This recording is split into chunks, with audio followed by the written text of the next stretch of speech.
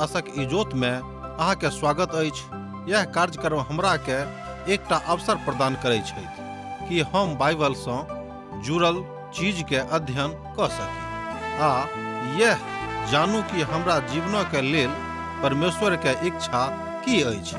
ई उद्देश्य के संग हम यह कार्यक्रम अहाँ के लेल प्रस्तुत क रहल छी। कृपया क देखू आ सुनू ताकि परमेश्वर अहाँ के जीवन के मार्गदर्शक ठहरे।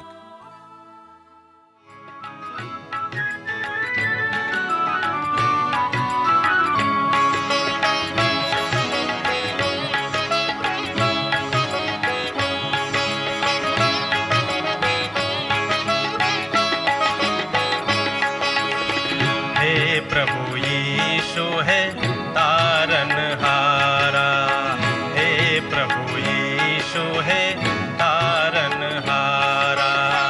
यूहन्ना के तैर देलो, लाजरस के प्राण बचैलो। यूहन्ना के तैर देलो, लाजरस के प्राण बचैलो। मरथा के आश पुरैलो। हमर थिकौं आहा बड़ प्यारा, हमर थिकौं आहा बड़ प्यारा। हे प्रभु यीशु है तारनहारा, हे प्रभु यीशु है तारनहारा।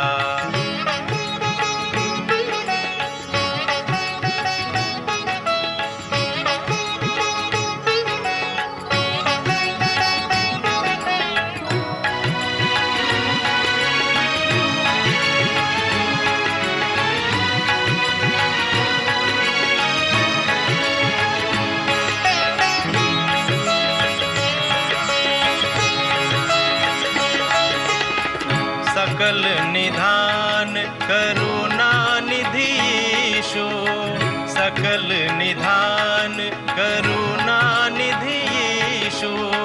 कनिक अहाँ इम्हरो नजर फेरो, कनिक अहाँ इम्हरो नजर फेरो। जो अहन देखब त के हमरा देखत, जो अहन देखब त के हमरा देखत। दुखक काल में के हमरा सेवत, दुखक काल में के हमरा सेवत।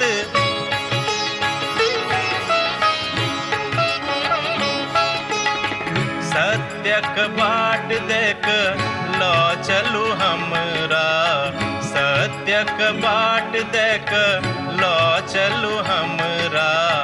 हे प्रभु यीशु है तारनहारा, हे प्रभु यीशु है तारनहारा। आशा के इजोत मैथिली कार्यक्रम में हम एक बेर और अहाँ के अभिनंदन प्रभु यीशु मसीह के मीठ आ पवित्र नाम से कह रहल छी। आजुक दिन हमरा सब एहन प्रभाग में छी जाय में परमेश्वर इजरायली के ऊपर अपन न्याय के घोषणा करैत छथि। स्पष्ट भ गेल होइते हमरा सब आजुक दिन होशे के पोथी के 10 अध्याय के अध्ययन करबाक हेतु उपस्थित भेलहुँ हैं। हमरा सब एहि प्रभाग के किछ आर खोज करबाक अछि। इस्राएल एहन किछ करैत छथि जाय बातक कारणे हुनका ऊपर परमेश्वर अपन न्याय के लऽ कऽ आबैत छथि। परमेश्वर अपन न्याय के लऽ कऽ आबि रहल छथि। इस्राएल एकटा खाली दाखलताक जकाँ बनि जाइत छथि। एहि बातक लऽ कऽ हमरा लोकनि आजुक पदक देखब। इस्राएल एकटा लहराइत दाखलताक जकाँ छथि जकरा में बहुते फल सँ लागल, मुदा जेना जेना हुनक फल बढ़ल तेना तेना ओ बेसी बेदी बना लेलनि। जेना जेना हुनक भूमि सुधरलनि ओही तरह ई सब सुंदर लाठ बनबोलथि। एहि तरह हमरा लोकनि देखैत छी कि परमेश्वरक काज जेना जेना हुनका जीवन में भेलनि, जेना हुनका जिंदगी में भेलनि, तहिना तहिना ओ सब अपन अपन सीमाना के बढ़ाबैत गेलाह जे उचित नहि छल। ओ एहि तरह संदर्भ अछि कि परमेश्वर एखनो हुनका लेल नीक छलाह। एना तो हुनका सभक ऊपर न्याय अयबाक विषय में सेहो चेतौनी दऽ रहल छलाह। ओ बहुत फलक आ हुनका बीच में अनलाह अर्थ अछि जे ओ एक टा दाखलताक जकाँ छलाह आ हुनका में बहुत तरहक डाल उत्पन्न भेलनि, बहुत तरहक फल उत्पन्न भेलनि। ओ स्वयं खाली भऽ गेल छलाह और ओ लोक सब हुनका मात्र फल आनैत रहैत। एना तऽ अहाँ देखलहुँ हैं जे परमेश्वर इजरायलक समृद्ध बना देने रहैत, मुदा एक बादो हुनका सभक लेल ई समृद्धि बहुत नहि रहनि, अर्थात ओ सब 2 आ 4 आ 6 करे में अपन मन लगा देने रहैत। परमेश्वरक धन्यवाद ओ सब नहि दैत छथि। हुनका सभक एहन प्रेम बढ़ि गेल रहनि, अर्थात ओ सब अपन नगरी के प्रक्षेत्र बनाने न छलाह, जे बात हुनका परमेश्वर से दूर कऽ देने रहनि। अर्थात बेसी समृद्ध आबि गेला के बाद, दोसर गप में बेसी समृद्धि आबि गेला के बाद में हुनका सभक जिंदगी से परमेश्वर बहुत दूर चलि गेल रहैत। ई बात संदर्भित ने लागैत अछि। हुनका सभक समृद्धि हुनका सभक वास्तविक दशा से अलग कऽ देने छलिक। ध्यान दियौ, हुनका सभक समृद्धि हुनका सभक वास्तविक दशा से अलग कऽ देने छलिक। यह हमर विश्वास अछि जे यह बात हमरा सभक देशक संगे भेल। एक राष्ट्रक रूप में समृद्धि दऽ कऽ, शक्ति दऽ कऽ अन्हार हुनका सभक बना देने छथि। द्वितीय विश्व युद्धक अंत में जहन दोसर राष्ट्र सब परेशान छलाह और हमरा सब संसारक बड़का भाई बनि गेल छलहुँ हैं, परमेश्वरक एकटा महान दास अपन राष्ट्र के प्रति ओहि बातक बता रहल छथि जे बात हुनका नहीं करबाक रहनि। अब हमरा सब एहन ठाम आबि गेल छी जतऽ लोग व्यग्र भऽ कऽ हमरा सभक दिस ताकैत छथि, मुदा हमरा सब ओहि बातक एहिठाम पठेलहुँ हैं जे बड़ भयानक लागैत अछि। ओ छल पवित्र बाइबिल, अर्थात हमरा सब जाय बातक लऽ कऽ अतेक आगाँ आयल छलहुँ हैं तकरा सँ हमरा सभक ध्यान हटि गेल रहैक। शक्ति और समृद्धि जे हमरा सभक जिंदगी में आयल छल, कोन कारणे आयल छल, कतऽसँ आयल छल, एहि सबटा बातक हमरा लोकनि बिथरा देने छलहुँ हैं। हमर मित्रवर, ई तऽ परमेश्वरक वचन अछि जे हमर राष्ट्रक समृद्धि ओ बनौने छथि। दोसर गप में ई तऽ परमेश्वरक कृपा रहनि जे ओ हमर राष्ट्र के समृद्ध बनौने छथि। मुदा आजुक दिन में हमरा सब वचनक महत्वक बिसरा देने छी। ई हमर राष्ट्रक एकटा दोसर बड़ कार्य पक्ष अछि, नीक पक्ष नहि अछि। एकर अर्थ अछि जे परमेश्वरक न्याय हैत, किएक तऽ संसारक बहुत राष्ट्र अपन अपन पापक कारणे परमेश्वरक न्याय का सामना कऽ चुकल छथि और राष्ट्र सब नष्ट भऽ चुकल छथि। कतौ यह दशा हमरो राष्ट्रक नहीं भऽ जायक।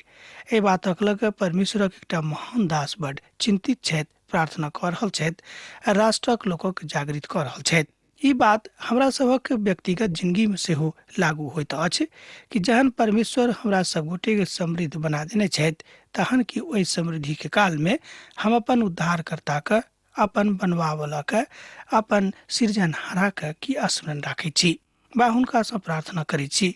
ई बात प्रभु यीशु मसीह के बात छनि जे प्रभु यीशु मसीह एहि बातक बतौने रहथि। यूहन्ना रचित सुसमाचार 15 अध्याय में वो कहैत छथि, अर्थात वो बाजैत छथि कि हम तऽ दाखलता छी, अर्थात हम दाखलता थिकौं हैं आर ओहिठाम मनुख और परमेश्वर के बीचक रिश्ता के विषय में एहिठाम संत यूहन्ना गप कऽ रहल छथि। ओ बाजि रहल छथि कि अहाँके की करबाक अछि।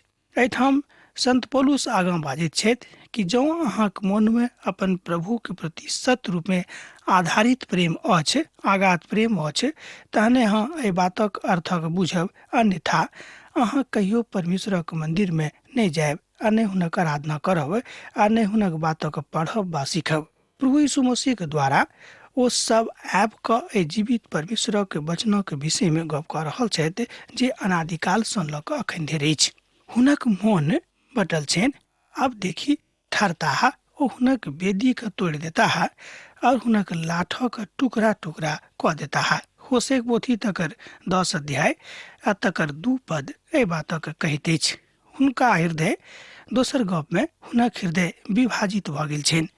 वास्तव में ओ परमेश्वरक आराधना नहीं कऽ रहल छथि, मुदा ओ अपन समृद्धि के आराधना कऽ रहल छथि, अर्थात हुनका समृद्धि सँ विशेष नेह छनि, प्रभु सँ नेह कम भऽ गेल छनि। जे वस्तुतः हुनका समृद्ध बनौने छथि, हुनका सँ नेह राष्ट्र के कम भऽ गेल छैक। आ जाय बातक में हुनका ने रहबाक चाही ओहि बात में हुनका विशेष नेह बनबि गेल छनि। हुनका में से बहुत लोग यरूशलेम गेल छलाह, जतऽ ओ सब उपवासक गाछीक जकाँ बनि कऽ ओतऽ छलाह। दोसर गप में ओ सब एकटा झुंड रूप में ओतऽ जाकऽ उपवास केने छलाह आ तहन ओ सब एहि बातक के प्रतिज्ञा केने रहथि कि हम प्रभुक संगे काज करब, मुदा हुनका संग ई काजो सब नहि कयलथि। अर्थात आगाँ हमरा लोकनि देखै छी कि होशे अपन भविष्यवाणी में बाजि रहल छथि कि बछड़ा के लग में जाकर ओ सब बछड़ा के आराधना करबाक हेतु तैयार भऽ रहल छथि और ओ सब बाल देवता के आराधना करऽ में खूब मोन लगा रहल छथि, जाहि देवता के विषय में इजरायली सब पहिने कहियो नहि सुनने छलाह आ नहि हुनक बाप दादा सुनने रहनि। हुनक हृदय विभाजित भऽ गेल रहनि। ओ दोसर रोज उस सभा में जाकर बाल देवता के आराधना करऽ लगलाह जे प्रभु के पसंद नहीं रहन। मान लियो अहाँक माय बाबू अहाँ से नहीं राखे छथि, अहाँक लेल सब किछु करैत छथि, कऽ रहल छथि आ जँ अहाँ हुनका छोड़ि कऽ आ दूसरा के माय बाबू जकाँ नहीं करनाइ आरंभ कऽ देबनि आर ओ अहाँक बहका रहल छथि, अहाँके खराब कऽ रहल छथि, अहाँक जिंदगी के तितर बितर कऽ रहल छथि बड़ बुधियारी सँ, तऽ की हुनका लग अहाँक जेबाक चाही? ई प्रश्न हम अहीं को लग छोड़ि रहलहुँ हैं। एहि प्रश्नक उत्तर अहाँ स्वयं खोजब। एहिठाम परमेश्वरक महान दास बाजि रहल छथि कि हमरा सभक कहियो एहि तरहक गप नहि करबाक चाही आ एहि बातक याकूब अपन प्रेरितक पोथी में उल्लेख करैत छथि। दोसर गप में प्रभुक महान दास याकूब अपन प्रेरितक पोथी में एहि बातक के उल्लेख करे छथि। अहाँक लग जो पवित्र बाइबिल अछि तऽ अहाँ देख सकलहुँ हैं याकूबक पोथी तकर 1 अध्याय आ तकर 8 पद के दुचित्ता मनुख सब बात में अस्थिर रहैत छथि। यह ओ कारण अछि जाहि कारणे मनुख परमेश्वर सँ अलग भऽ जाइत छथि, किएक तऽ हुनक दुचित्ता मन कहियो एम्हर कहियो उम्हर हुनका लऽ जाइत छनि। आर नाम जिंदगी में बहुत बातक के हमरा सब पाबै छी जे ओ सब स्थिर नहीं छथि। लोग एम्हर उम्हर कऽ दैत छथि आर किछु बात हुनका नीक नहीं लागैत छनि, किछु बात हुनका सभक पवित्रता के दिस नहि लऽ जाइत अछि। प्रभु के धन्यवाद दियौक जे सबटा नीक बात प्रभु के ओहिठाम सँ कहैत छथि। अपन हृदय के विभाजनक बाद मनुख अपन प्रभु सँ सेहो विभाजित भऽ जाइत छथि, हुनका सँ अलग भऽ जाइत छथि। आ जे मन प्रभु सँ अलग भऽ जाइत अछि ओहि मन में ओहि हृदय में जे विभाजनक के आगि जरैत रहैत अछि, मनुख ओहि अवस्था में लऽ जाइत अछि जतऽ परमेश्वरक कतौ नामो निशान नहि रहैत अछि। एहि बातक हमरा लोकनि होशे के पवित्र पोथी में देखै छी, जाहि बातक होशे अपन पोथी में लिखने छथि। एहिठाम 10 अध्याय के 3 पदक अहाँ देखियौ। आब ओ बजताह, हमर केओ राजा ने, किएक तऽ हम प्रभु के भय नहीं मानलहुँ हैं, तहन हमर राजा की कऽ सकैत छथि। एहि बातक हमरा लोकनि एहिठाम होशे पोथी 10 अध्याय के 3 पद में देखै छी। जेना कि अहाँ जानै छी कि होशे उत्तरी गणराज्य के भविष्यवक्ता छलाह। उत्तरी गणराज्य के लोग परमेश्वर सँ सने सने दूर भऽ रहल छथि आ हुनका सभक मन बहुत दुचित्ता भऽ गेल छनि।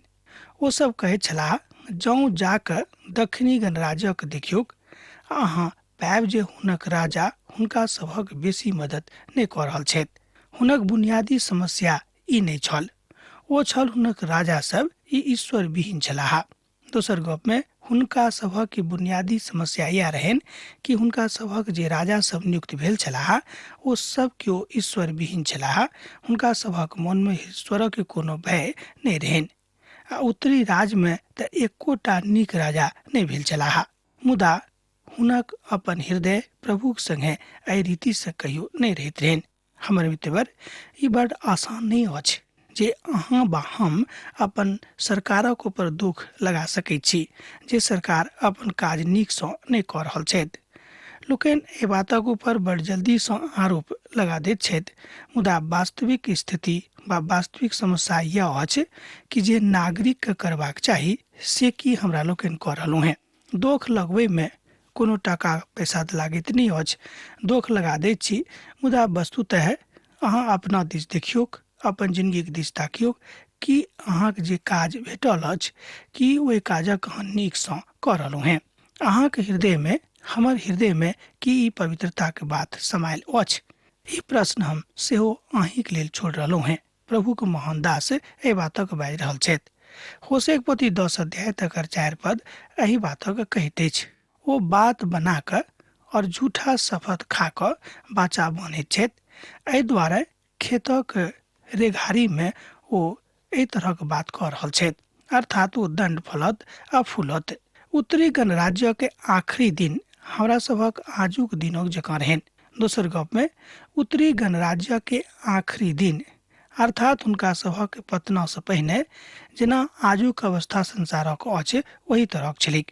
ओ सब वचन बाजैत त छलाह, ओ सब वचनक बुझैत त छलाह, मुदा उनका सभक हृदय में वचनक प्रति कोनो तरहक आदर नहीं रहन, अर्थात ओ सब मात्र गप्पी भ गेल रहैत। ई हमर विश्वास अछि जे रेडियो आर आजुक युग में जे दूरदर्शन अछि, समाचार माध्यम अछि, लोकक बहुत कुछ सिखा देते छ। दोसर गप में एहि दोनों माध्यम से हमरा लोकन बहुत खराब बातक सेहो सीख जाइत छी। विशेष क के लोक बतूनी भ गेल छथि। तरह तरह के तर्क वितर्क करबाक साधन हुनका भेटा गेल छनि, कियाक त ई दोनों एहन एकटा माध्यमों के गाछी अछि जाहि में तरह तरह के फल, मूल आ कंद रोज रोज फलैत अछि आ फूलैत अछि आ लोकक परमेश्वर से अलग क दैत अछि। एहिठाम परमेश्वरक महान दास बाजि रहल छथि कि ओ सब प्रभु से हुनका अलग क रहल छनि, मुदा बड होशियारी से, बड चालाकी से, बड बुद्धियारी से बा अन्हार में ल जाके जाय सो ए बातक को बहुत काल के बाद बुझता जहन हो एहिठाम से पराजिता। ओ सब वचनक कहैत छलाह, ओ सब वाचा के लेल बहुत बेसी सावधान नहीं रहैत रहैत। ओ बस गप करैत छलाह, बस बात बात करैत छलाह। अहाँ विश्वास करब बा नहीं करब, ई बात छलै कि हुनका सभक मन बहुत उद्विग्न रहन आर ओ सब कभी खाली गपे करे में मन लगाबैत छलाह। किछ विश्वासी बजता जे आजुक युग में क्यों नहीं छथि जे अपन हाथक ऊपर राख क एहि बातक बजता। जहन ओ कसम खैता तहन ओ सत बजता सेहो क्यों नहीं बाजि सकैछ। कियाक त आजुक युग में कोर्ट कचहरी में ई बात लोग रोज देखैत छथि कि ओ सब बहुत बहुत बातक लेल कसम खाइत छथि आ लागले बहुत बहुत बातक लेल झूठ बजे में एको रत्ती नहीं शर्माबैत छथि। बहुत विश्वासी के अवस्था सेहो एही तरह छनि, अर्थात हुनक बाजल वचन आ हुनक झूठा वचन में कोनो फर्क नहीं छनि, कियाक त ओ अपन जिंदगी के परमेश्वरक नहीं देने छथि। दोसर गप में हुनक जिंदगी परमेश्वरक जिंदगी से फरक भ गेल छनि, अर्थात ओ अपना आप के परमेश्वर से अलग क नेने छथि।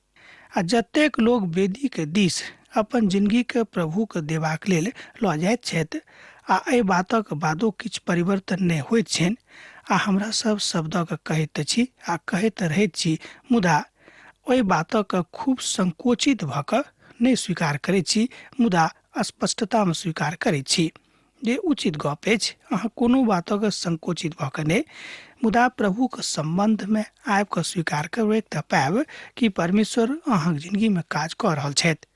होशे के पोथी तकर 10 अध्याय तकर 5 पद एहि बातक कहैत अछि। जँ अहाँक लग पवित्र बाइबिल अछि त अहाँ देख सकलहुँ हैं होशे के पोथी 10 अध्याय के पद 5 के। एहिठाम बतावल गेल अछि कि जे रामसिया के निवासी बेतलह के बछड़ा के लेल डेराइत रहैत और हुनक लोक हुनका हेतु विलाप करता और हुनक पुजारी हुनक कारणे मगन होता।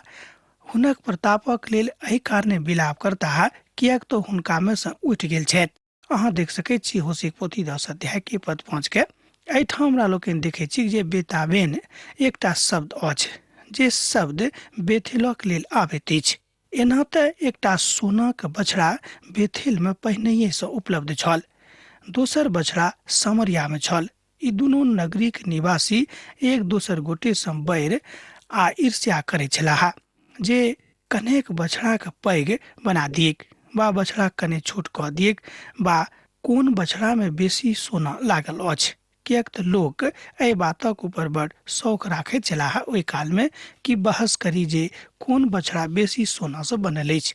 हुनका सभक एको रत्ती शरम नहीं रहन कि जे काज हमरा लोकनि क रहल छी, जाय बातक हमरा लोकनि चर्चा आ विमर्श आ बातचीत क रहल छी, एहि बात से परमेश्वर नाराज भ रहल छथि, क्रोधित भ रहल छथि बा एक दोसर नगरी के लोग एहि बातक ऊपर बड़ कड़ा बहस करे छलाह जेना कि आजुक युग में लोग पालतू पशु के रखबाक लेल छेड़छाड़ वा बहस करैत छथि।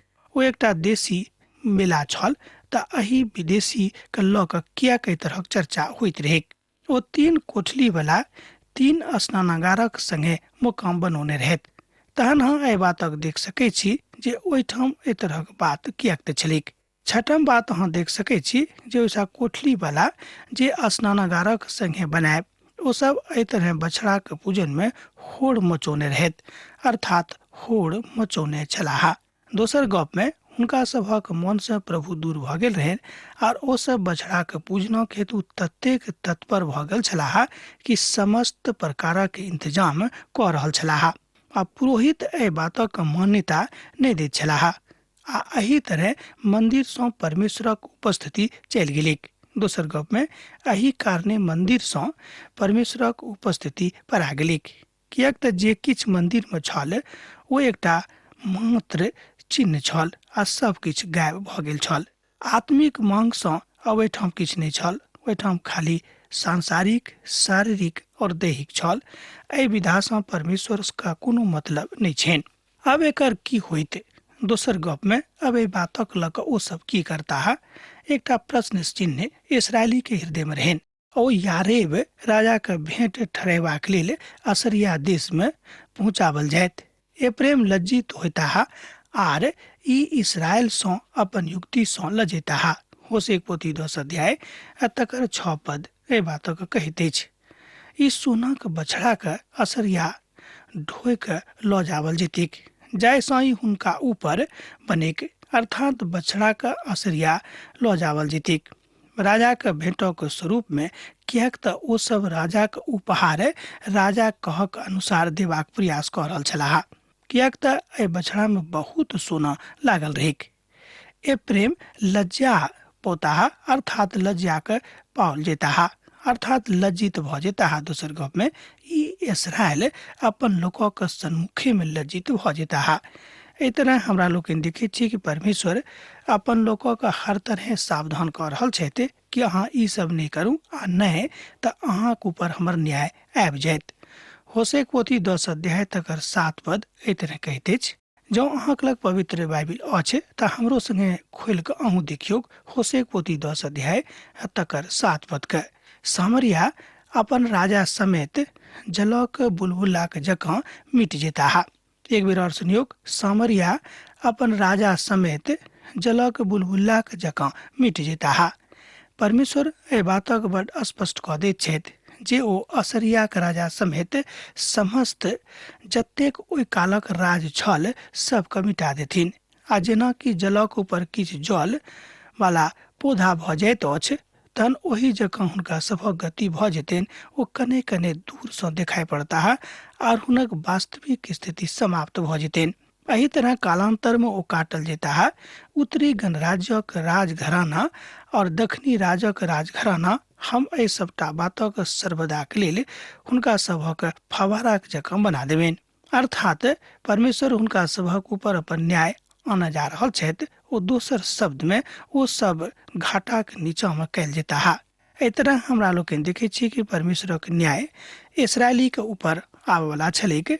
परमेश्वर बेर बेर अपन दास होशे के माध्यम सँ हुनका सावधान कऽ रहल छथि, एहि के बादो ओ सब नहीं मान रहल छथिन। होशे पोथी 10 अध्याय तकर 8 पद एहि बातक कहैत अछि।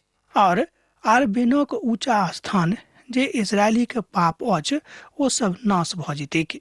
आ हुनक वेदी सब पर झरबेरी के गाछ और कटारी के ऊपर सब किछ एहन लाग जेतैक जे ओहि काल में लोग पहाड़ सँ बाजऽ लगता, हमरा लुका लिया और टीला सँ हमरा ऊपर खसि पड़ू। अनबेनक ऊंच ऊंच स्थान ओ सब एहि बातक कहैत अछि। हमरा लोग देखलहुँ कि परमेश्वरक न्याय इस्राएली के ऊपर आबि रहल अछि, हमरो सभक ऊपर आबि सकैत छै, तैं सावधान रहबाक जरूरत अछि। अब आजुक दिन हमरा एही ठाम समाप्त करबाक आज्ञा दिअ। दोसर दिन दोसर कार्यक्रम में अहाँ से पुनः भेंट हैत। यीशु के नेह अहाँक जिंदगी में बनल रहेक। आमीन। हमर विश्वास अछि कि ई कार्यक्रम अहाँ के लेल लाभदायक सिद्ध अछि। हम चाहै छी कि अहाँ अपन आशीषक के हमरा संग साझा करू। जँ अहाँ के नजीक बाइबल सँ आ जीवन सँ संबंधित कोनो प्रकार के प्रश्न भऽ सकै अछि तऽ अपन समस्या के लेल प्रार्थना करबा के लेल जँ चाहै छी तऽ हमरा फोन नंबर पर जरूर संपर्क कऽ सकै छी। परमेश्वर अहाँ सब के लेल एकटा सुंदर, सुखद, आनंदित दिन प्रदान करै।